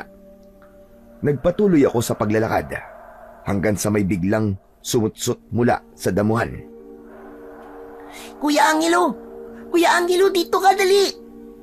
Paglingon ko, nakita ko ang batang si Dandan. Nakasilip mula sa matataas na damo, kumakaway at tinatawag ako para lumapit. Agad ko naman siyang nilapitan. Oh, Dandan! Anong ginagawa mo dyan? Bakit ka nagtatago? Hindi kagad niya ako sinagot. Nang makalapit ako, bigla niyang hinawakan ang aking mga kamay at hinila ko papalayo, papunta sa likod ng isang lumang kubo. Kuya, wag ka masyadong maingay. Baka mamaya may makarinig sa atin. Ano? Sino? Saka bakit parang takot na takot ka yata? Makinig ka, kuya. Itong baryo natin, wala na. Sinakop na ng mga aswang. Natigilan ako sa sinabi niya. Kuya, lahat ng tao ngayon dito, nagtatago sila. Kita mo ba yung mga nakakandadong bahay? Yung iba naman tumakas na. Pero yung mga hindi pinalad, ayun, ginawa ng pulutan ng mga aswang. Tapos yung mga dalaga, Ano nangyari sa mga dalaga, Dandan? kinuha nila at ikinulong. Ang narinig ko, iaalay daw nila sa kabilugan ng buwan para mas lumakas pa ang kanilang kapangyarihan. Talaga? Maniwala ka sa akin, kuya. Yung ate ko nga kasama nga sa mga kinuha nila Ano ang ate mo? Sigurado kang kinuha nila ang ate mo? Oo nga, kuya. Bakit parang natatawa ka pa? Naku po bakit isinali pa yung ate mo? Lugi sila dun. Hindi ba nila alam na expired na ang dugo nun dahil sa sama ng ugali? Grabe ka naman, kuya. Hindi naman ganun si ate. Anong hindi ganun? Sigurado kang hindi masama ang ugali ng ate mo? Bakit? Nakalimutan mo na ba yung ginawa niya sa akin? Kung paano niya ako ipinahamak? Pero kuya, kailangan niya ng tulong mo ngayon. Hindi. Hindi ko tutulungan ang ate mo. Ayos nang nakinuha siya. Ang tawag dun, karma. Oo, tama ka, kuya. Masama nga ang ugali ng ate ko. Pero ako, naging mabait ako sa'yo. Kuya, baka pwede mo naman gawin ito para sa akin. Parang awa mo na, kuya. Tulungan mo kami. Tulungan mo si tatay at ang ate ko. Tulungan mo ang buong baryo. Hindi ko gagawin yun. Hindi ko kayo tutulungan. Bahala kayo sa buhay nyo. Talaga bang ganyan katigas sa puso mo? Wala naman natitirang awa dyan? Lahat kami, kuya, nangangailangan ng tulong. Sa tingin nyo may magagawa ko? Bakit? Hindi ba ang tingin nilang lahat sa akin ay busabos? Mahina, walang kwenta? Ngayon sabihin mo sa akin, kung meron ba talaga akong kayang gawin? Meron kang kayang gawin, kuya. Alam kong malakas ka. Naniniwala ako sa'yo noon pa man. Alam mo yan, kuya. Kaya parang awa mo na, Kuya Angelo. Tulungan mo naman kami, oh. Dahil kung hindi ka tutulong, mamamatay silang lahat. Napalunok ako, pero hindi ko ipinalata. Nakatingin sa akin si Dandan. Tahimik na naghihintay sa magiging sagot ko. Hindi agad ako nakapagsalita. Nagtatalo ang isip sa dalawang bagay. Ayokong tumulong dahil gusto ko ngang magiganti, pero may kaunting konsensya na kumurot sa puso ko, lalo na nang makita kong nagsimula ng umiyak si Dandan. Parang awa mo na, kuya. Iligtas mo kami. Iligtas mo kami sa kamay ng mga aswang. Anak ng putya naman, oo. Bakit ganito? Ona. Pero hindi ako mangangako na magagawa kong iligtas sila. Ilan ba ang kalaban? Madami po, kuya. Siguro po, may 20. Ha? Ganun karami? Teka, paano ko naman kakalabanin yun? Wala akong kapangyari. Natigilan ako nang bigla kong maalala ang kwintas na ibinigay sa akin ni Apong Severino. Meron pala akong kapangyarihan na pwede kong magamit sa oras ng pangangailangan. At napatingin din ako sa hawak kong 2 itak. Parang biglang umalingaw-ngaw sa pandinig ko ang sinabi ng matanda sa akin na gamitin ko yun bilang pangdepensa sa aking sarili kung kinakailangan. Sige na. Huwag ka nang umiyak dyan. Gagawa tayo ng paraan para mailigtas ang ate mo. Talaga? Salamat po, Kuya Angelo. Ang bait mo talaga. Dinala ako ni Dandan sa isang abandonadong bahay malapit doon sa baryo. Doon pala nakatago ang ilang mga kababaryo namin. Pagpasok ko, agad silang tumahimik. Tumayo ako sa gitna nila at huminga ng malalim. Anong plano nyo? Dito na lang ba kayo? Walang sumagot. Nakita ko sa mga mukha nila ang pagod, takot at kawalan ng pag-asa. Tulungan natin ang mga kinuha nilang kababaryo natin. Mang Joey, iligtas natin ang anak mo. Hindi agad tumingin si Mang Joey. Nakayuko lang siya. Nakapatong ang 2 kamay sa tuhod. Nanginginig. Ilang segundo bago siya nagsalita. Sinubukan na naming iligtas sila. Pero wala. Hindi namin kinaya. Marami sa amin ang namatay. Malupit sila. Wala silang awa. Hindi mo kilala mga nilalang ngayon, Angelo. Tama si Man Joey. Kahit ang pinakamalakas sa amin, wala na. Kung susugod kami ulit, parang susugod kami sa aming kamatayan. Takot kayong mamatay? Kung gano'n, hahayaan nyo na lang yung mga kababaryo natin na molestahin nila, saktan at patayin ng mga walang awang yon. At ano naman ang gusto mong gawin namin? Magpakamatay? Hindi nga natin sila kaya. At sino lang ang kaya mo, Man Joey? Ako? Ako lang ba ang kaya mo, Man Joey? Manahimik ka, Angelo. Ngayon ko lang napatunayan na isa ka palang duwag. Ang kaya mo lang ay ang mga mahihina, ang hindi lumalaban sa'yo.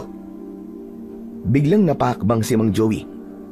Agad niya akong kinwelyuan at halos magdikit na ang mga mukha namin. Naramdaman ko ang mainit niyang hininga. Galit siya. Hinayaan kong hawakan niya ako.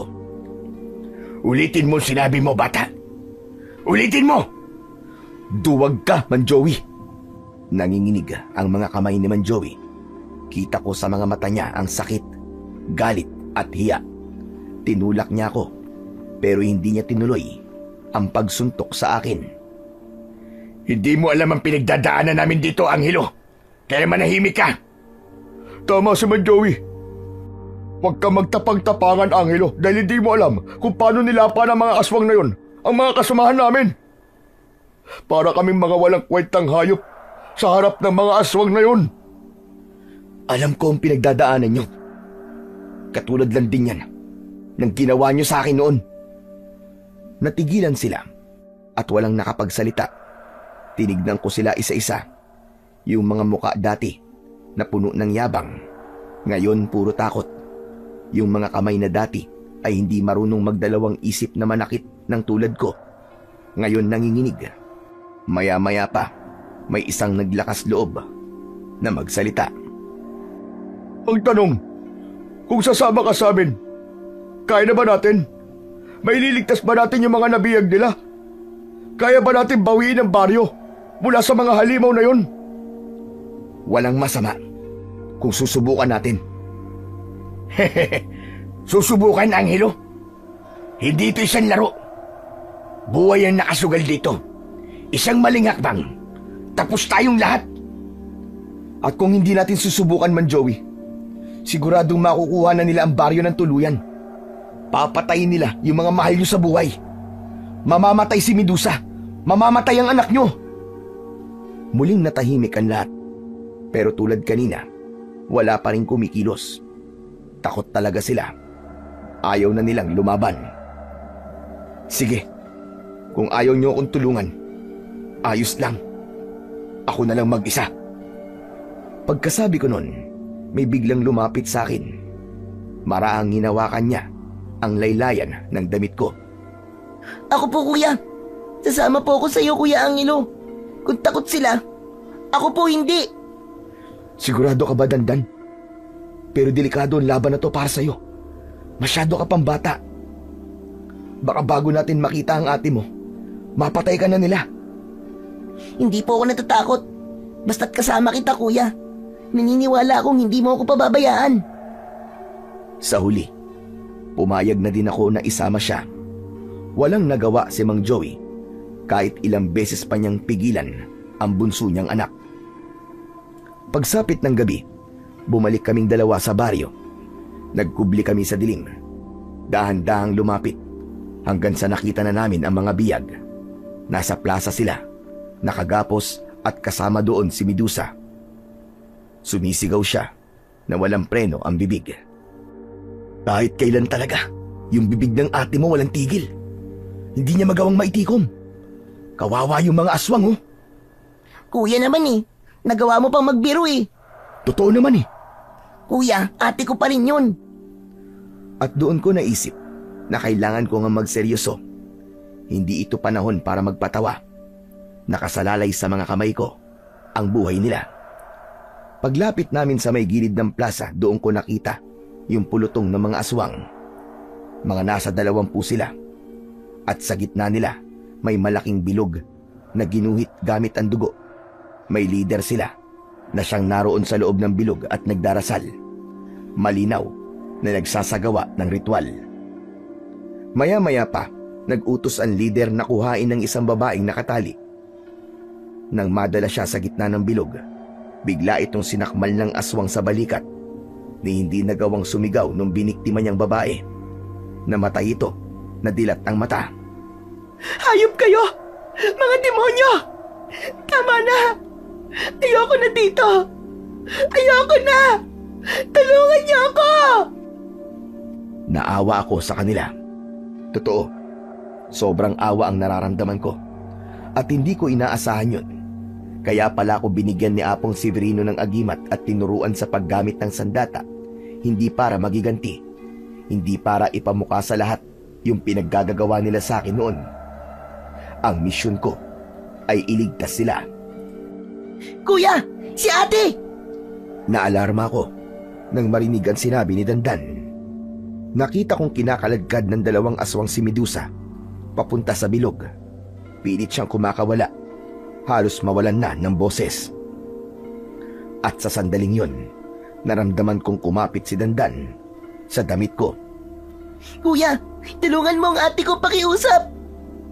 Dito ka lang. Huwag kang lalabas kahit na anong mangyari ha. Naiintindihan mo? Pero... Dandan, dito ka lang. Dahan-dahan siyang tumango. Pagkatapos nun, mabilis akong humakbang palabas sa pinagtataguan namin. Tumakbo ako, papunta diretso sa leader na nasa gitna ng bilog. Ngunit bago pa ako makalapit, 2 aswang ang humarang sa akin. Agad kong napatamaan ang mga yon sa kanilang tiyan. Umungol sila at napaatras. Nakapasok na ako sa loob ng bilog at ilang pulgada na lang ay maaabot ko na ang pinuno. Pero bigla itong lumipad. Agad na sumunod ang kanyang mga alagad. Nabigla ako pero hindi ko na sila hinabol. Kuya, ang galing mo! Mamaya na tayo magbulan, Dandan. Tulungan mo akong pakawalan ng mga biyag, bilis! Kaagad kong kinalagan ang mga tali ni Medusa at ng iba pa. Akala namin tapos na.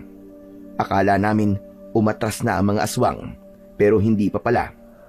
Bumalik sila at mas marami pa kaysa kanina. Sabay-sabay silang lumapag sa lupa. Agad namang inilayo ni Medusa ang kapatid niya. Nagtago silang dalawa.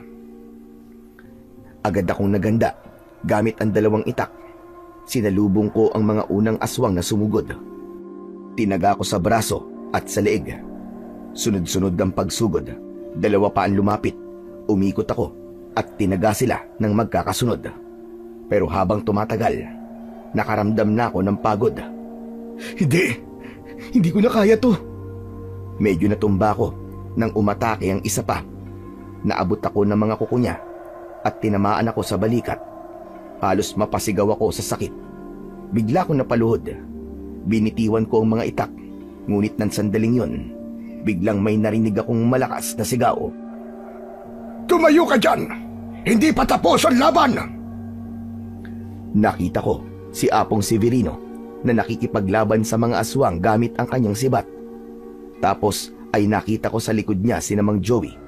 May hawak silang mga sandata at tumutulong sa pakikipaglaban.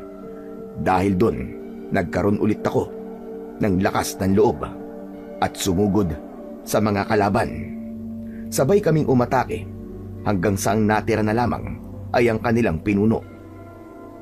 Walang hiya ka! Dito mo pa talaga piniling magasik ng lagim, ha? Pero tapos na to ngayon. Babawiin ko na ang baryo namin. At sinisiguro ko na walang isa sa inyo ang muling makakabalik pa dito. Tatagain ko na sana yung aswang pero bigla siyang lumipad para tumakas. Mabilis siya pero mas mabilis si Apong Severino. Agad siyang nakalapit sa akin at iniabot ang sibat. Ikaw na ang tumira, Angelo! Bilisan mo! Tumigil saglit ang mundo. Naalala ko ang ginawa naming pagsasanay. Tinignan ko ang galaw niya at pinag-aralan ang distansya. Ilang sandali pa, itinaas ko ang sibat at pumesto. Gamit ang natitira kong lakas, diretso ko yung inihagis sa lumilipad na aswang. Tinamaan ko siya. Tumagos ang tama sa dibdib ng aswang hanggang sa bumagsak ito sa lupa at namatay. Pagkatapos ng laban, agad na naglapitan sa akin ng mga tao. Isa-isa silang nagpasalamat. Si Medusa ang huling lumapit. Nakayuko siya at nanginginig ang boses. Patawarin mo ko, Angelo, sa lahat ng naging kasalanan ko sa iyo. Aaminin ko na. Walang katotohanan lahat ng sinabi ko tungkol sa kanya. Wala siyang kasalanan sa akin. Ako ang may malaking kasalanan sa lahat dahil ginamit ko siya para pagtakpan yung mga maling ginagawa ko kasama ang boyfriend ko. Ako ang nagdala ng kamalasan dito sa baryo. Anong ibig mo sabihin, Medusa? Kasi yung nobyo ko, espiya pala siya ng mga aswang. Ano ka mo? Hindi ko naman alam eh. Patawarin niyo ako.